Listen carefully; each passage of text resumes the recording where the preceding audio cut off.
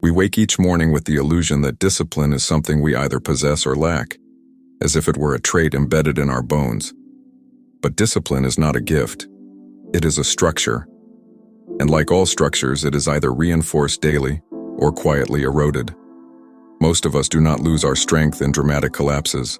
We lose it in subtle concessions, in small permissions, in habits so ordinary they feel harmless. And yet, these unnoticed rituals shape the architecture of our character. As Marcus Aurelius wrote in his private reflections, "The happiness of your life depends upon the quality of your thoughts."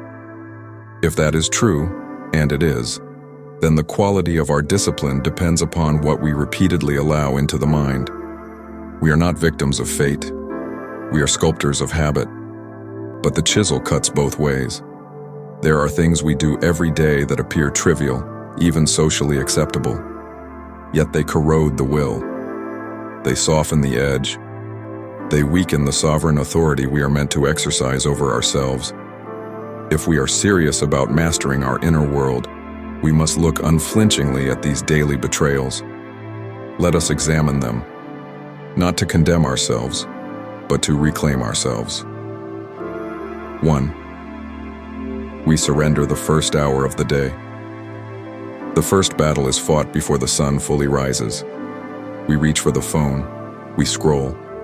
We allow the noise of the world to invade our consciousness before we have even stood upright.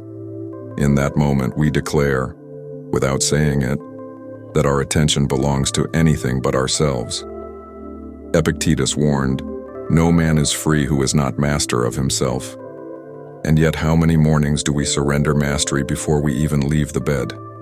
The mind, still fragile from sleep, becomes a marketplace of other people's opinions, conflicts, desires, and distractions.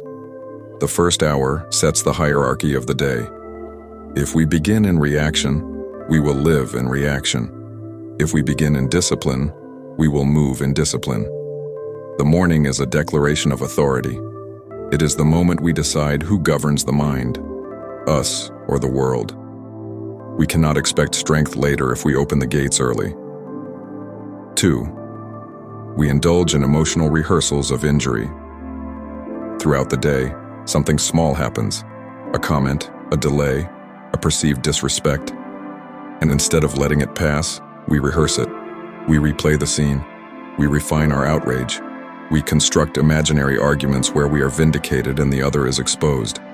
In doing so, we carve emotional grooves that become easier to enter next time. Seneca observed, "We suffer more in imagination than in reality."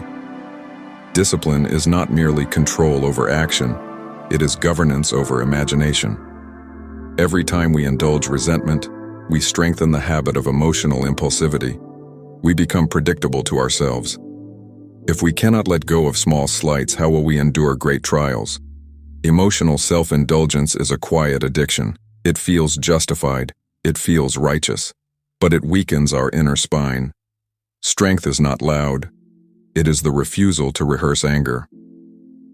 3. We avoid voluntary discomfort. We choose convenience every chance we get. The easier route, the softer bed, the extra indulgence, the delayed effort. None of these destroy us in isolation, but together they send a message to the nervous system. Comfort is the highest good. It is not. Musonius Rufus taught that hardship is not an obstacle to virtue, but its training ground. When we avoid discomfort daily, we dull our tolerance for resistance. We become fragile, and fragility demands constant protection. Discipline thrives in chosen discomfort. Cold water, early rising, hard conversations, focused work when distraction calls.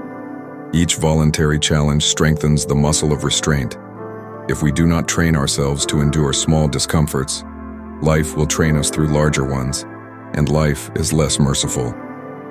4. We speak without restraint. Words seem weightless, but they shape reality. We complain casually. We exaggerate frustration. We speak ill of others to bond socially. In doing so, we erode our own integrity, because every word spoken in weakness becomes a rehearsal of weakness. Marcus Aurelius reminded himself, If it is not right, do not do it. If it is not true, do not say it. Notice the simplicity, the clarity. Discipline in speech is discipline in thought. When we gossip, we lower the standard of our own mind. When we dramatize hardship, we amplify it. When we complain habitually, we train ourselves to see the world as an adversary rather than a proving ground. Silence chosen deliberately is a forge. Measured speech is a sign of inner control. The undisciplined tongue reveals the undisciplined mind. 5. We break promises to ourselves. This is the deepest wound. We tell ourselves we will wake earlier, we will train, we will study, we will restrain. And when the moment arrives, we negotiate. No one will know. It's just this once. I'll start tomorrow. But someone does know. We do. Each broken promise chips away at self-trust. And without self-trust, discipline collapses.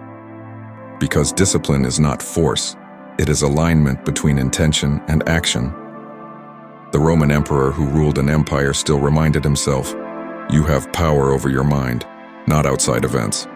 Realize this and you will find strength." Power over the mind includes honoring the commitments we make internally. If we cannot rely on ourselves, who can we rely on? The erosion of discipline begins with private betrayals. 6. We seek validation instead of virtue. This is perhaps the most subtle poison. We measure ourselves by applause, by approval, by recognition. And when it does not arrive, we feel diminished. We adjust behavior to maintain image rather than character. But character is forged in obscurity. Epictetus said, "First say to yourself what you would be, and then do what you have to do. Not what gains approval, not what avoids criticism, what aligns with virtue." When validation becomes the goal, discipline becomes performance. And performance collapses when the audience leaves. True inner strength does not depend on witnesses. We must ask ourselves daily, are we acting to be seen or to become? All of these habits are small. That is what makes them dangerous. Discipline is not destroyed by catastrophe. It is dissolved by repetition, by the accumulation of tiny surrenders, by the quiet permission we grant ourselves to be less than we are capable of being. But the reverse is also true. Every morning we can reclaim the first hour. Every slight can be released instead of rehearsed. Every discomfort can be chosen. Every word can be measured. Every promise can be honored.